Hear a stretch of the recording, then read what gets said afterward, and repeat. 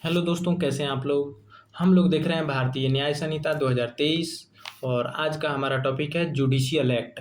और judicial act से related दो जो है सेक्शंस हैं, सेक्शन 15 ऑफ बीएनएस और 16 ऑफ बीएनएस। ठीक है, तो 15 और 16 दोनों जो है जुडिशियल एक्ट से रिलेटेड है।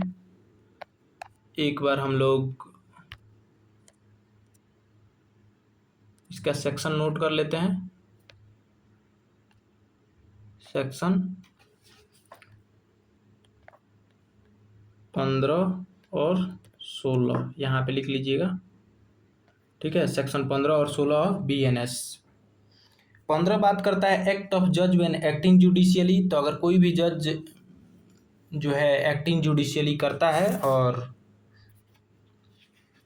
उस पोस्ट पे रहते हुए गुड फैथ में अगर किसी को भी कोई भी पनिशमेंट दे देता है और बाद में पता चलता है कि वो पनिशमेंट गलत थी, तो इसमें प्रोटेक्ट हो जाएगा। ठीक है, तो क्या बोलता है इसमें, एक्ट ऑफ जज when acting judicially, section 15, nothing is an offence which is done by a जज when acting judicially in exercise of any power which is in good faith he believes to be given to him by law। ठीक है, तो ये protect हो जाएगा इसमें। और section 16 करता है act done pursuant to judgment और order of court, nothing is an offence which is done in pursuant of. और हम क्या पढ़ रहे हैं, बेयर एक्ट में ही पढ़ रहे हैं, सेक्शन 16 पढ़ रहे हैं, act done pursuant to judgment और order of court, nothing which is done in pursuant of और which is warranted by judgment or order of a court if done whilst such judgment or order remains in force is an offense not it is withstanding the court may have had no jurisdiction to pass such judgment or order provided the person doing the act in good faith believes that the court has such jurisdiction।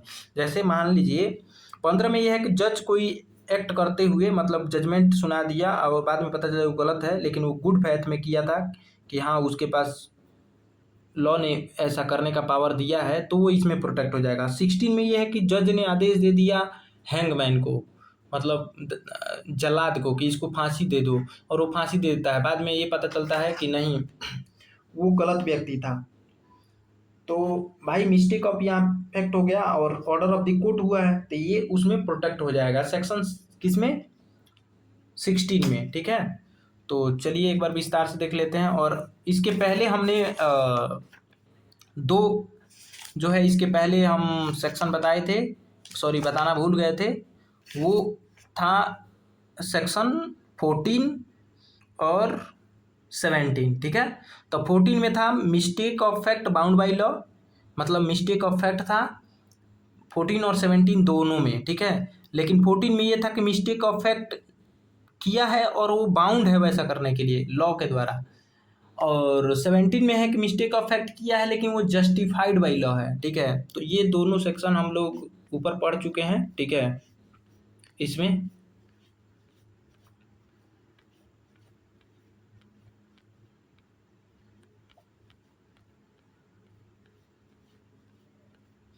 Mistake of fact and mistake of law, अगर मेरा पिछला video आप लोग नहीं देखे हैं तो जाकर जरूर देखिएगा।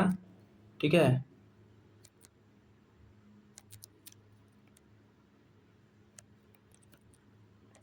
तो चलिए आगे देख लेते हैं अब हम लोग।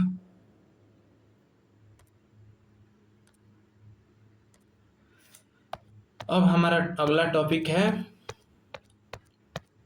जुडिशियल एक्ट, ये वाला जुडिशियल एक्ट, ये सेक्शन 15 और 16 में है। तो चलिए स्टार्ट करते हैं इंट्रोडक्शन से।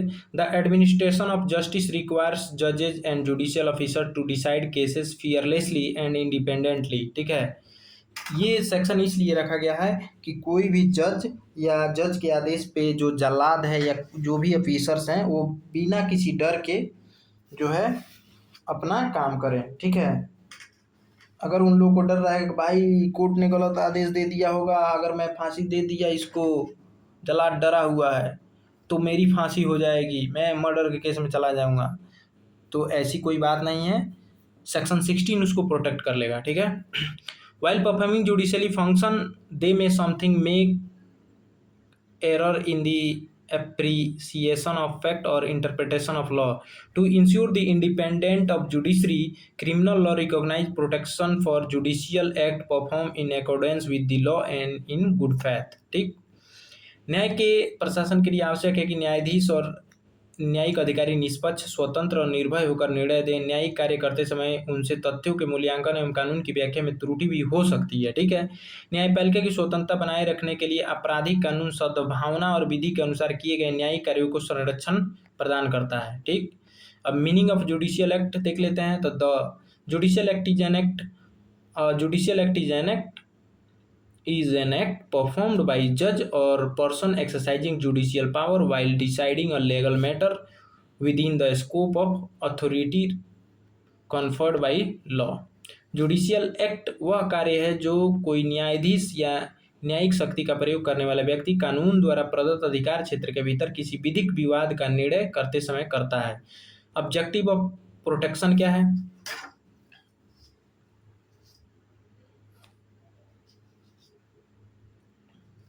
The law protects judicial acts to preserve judicial independence, enhance judge to decide cases without fear, prevent unnecessary criminal prosecution for bona fide judicial decisions, maintain public confidence in justice delivery system। लेकिन ऐसा है आज के समय में? Preserve judicial independence, क्या आज के समय में लगता है कि जुडिशरी इंडिपेंडेंस है? हाँ है, किताबों में। इनेबल जजेस to decide case without fear भाई, विदाउट फियर देखे 2002 वाले कांड में गुजरात में हाई कोर्ट के जज का ही मर्डर हो गया। ठीक है, केस भी दब गया, पता भी नहीं चला क्या इंक्वायरी हुआ क्या नहीं हुआ। ठीक है, चलिए आगे बढ़ते हैं, छोड़िए वो हमारा काम नहीं है। यहाँ पे हिंदी आप लोग देख सकते हैं। न्यायपालिका की स्वतंत्रता बनाए रखना, न्यायाधीशों को निर्भय होकर निर्णय देने में सक्षम बनाना, सद्भावना में दिए गए न्यायिक निर्णयों पर अनावश्यक आपराधिक कार्रवाई से बचाना, न्याय व्यवस्था में जनता का विश्वास बनाए रखना। पूरा विश्वास खत्म हो रहा है। इसेंशियल कंडीशन क्या है? For protection relating to judicial act the following factors are important. कौन कौन सा फैक्टर्स इंपॉर्टेंट है? The act must be judicial in nature, मतलब इसमें प्रोटेक्शन तभी मिलेगा जब वो जुडिशियल इन नेचर हो। It must be done while exercising judicial power. ठीक है, it should be perform in good faith में परफॉर्म किया गया हो। ये नहीं कि जज साहब से उसका पहले का दुश्मनी चल रहा था, आ गया तो भाई फांसी की सजा दे दी, ऐसा कुछ नहीं है ना। गुड फैथ में होना चाहिए। The person should act within और under the bona fide belief regarding lawful authority as recognised by law.